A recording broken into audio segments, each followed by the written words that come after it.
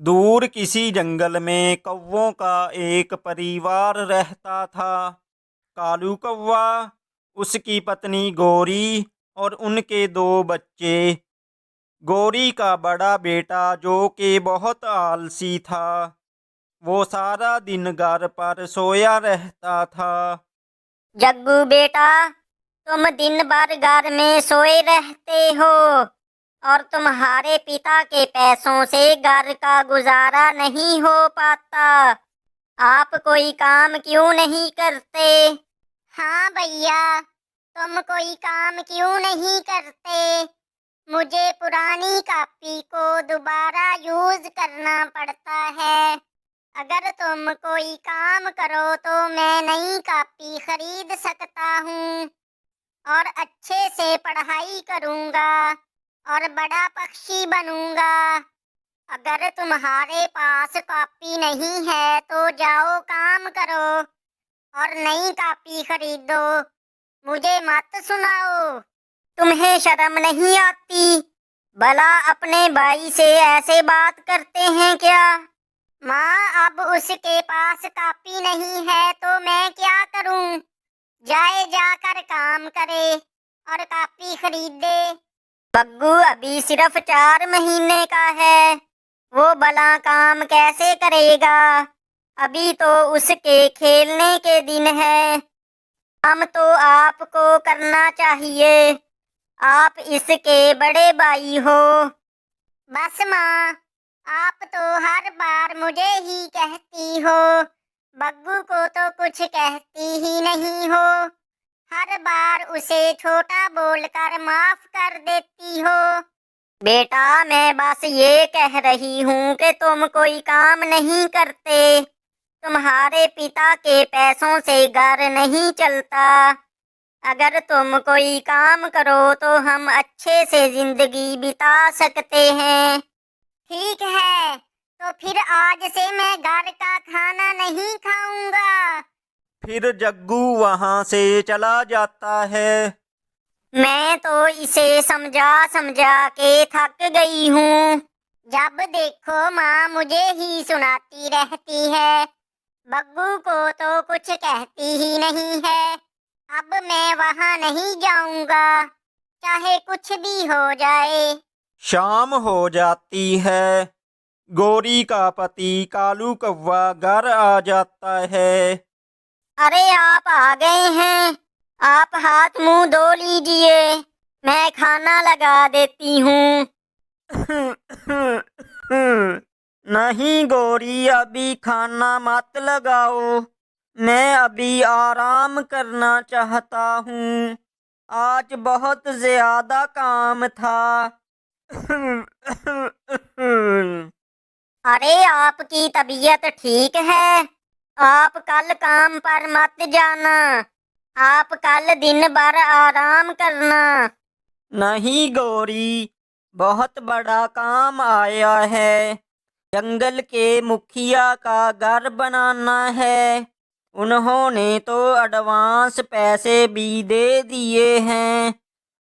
अब अगर मैं काम पर नहीं गया तो मुझे ज्यादा पैसे अदा करने होंगे और काम भी हाथ से चला जाएगा।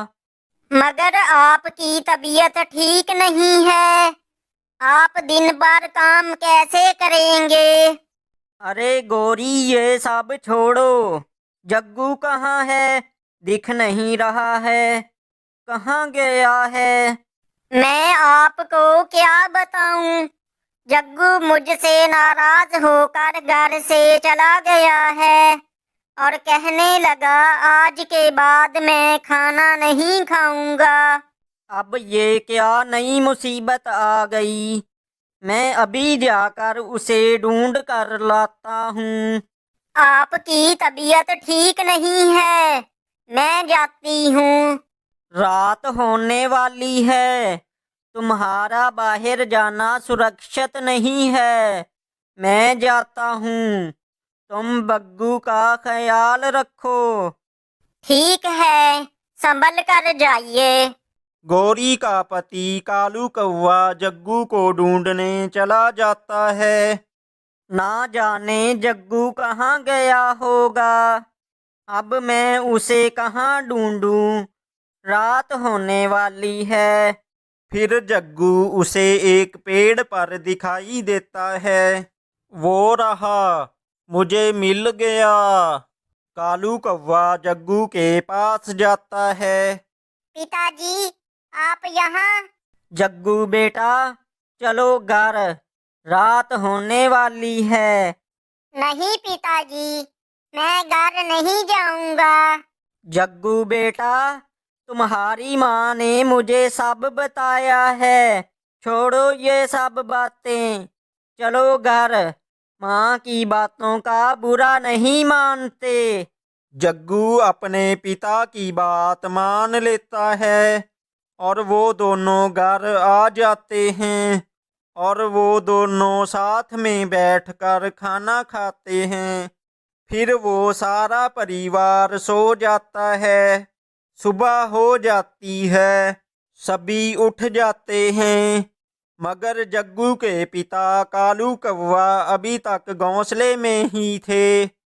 जग्गू की मम्मा गोरी कौवी कालू को जगाती है, मगर कालू कुछ बोल नहीं रहा था।